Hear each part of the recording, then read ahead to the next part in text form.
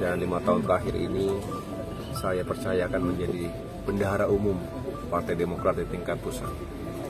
Jadi kami semua menjadi saksi betapa baiknya almarhum.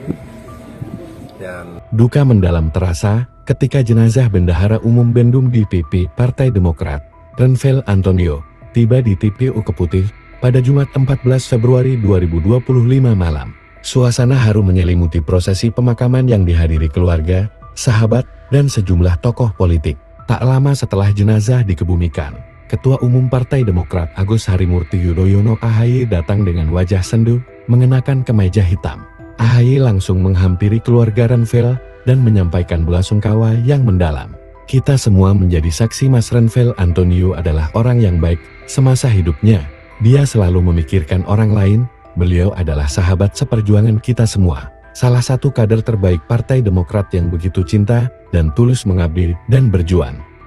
Bahkan sering tidak memikirkan diri sendiri, ujar AHY sambil menahan tangis. Renvel meninggal dunia dalam kecelakaan tragis di jalur Pantura Asem Bagus, Situbondo, saat mengendarai motor Get Motor pada Jumat pagi. Berdasarkan informasi yang dihimpun, motor yang dikendarai Renvel sempat terserempet pickup hingga terpental beberapa meter. Dalam prosesi pemakaman, AHY juga menyampaikan pesan duka dari Presiden ke-6 RI, Susilo Bambang Yudhoyono SBY.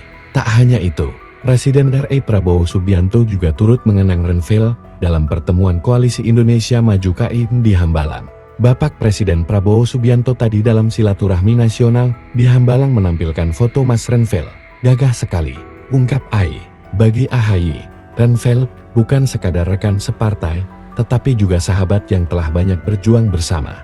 Banyak cita-cita baik, niat yang Mas Renvel ceritakan kepada saya untuk 5-10 tahun ke depan. Banyak sekali, saya tidak mungkin ceritakan di sini. Tapi banyak sekali niat dan ikhtiar baiknya, tutur AHY.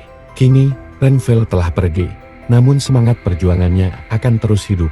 AHY juga menambahkan bahwa Renvel pergi dengan meninggalkan kesan mendalam.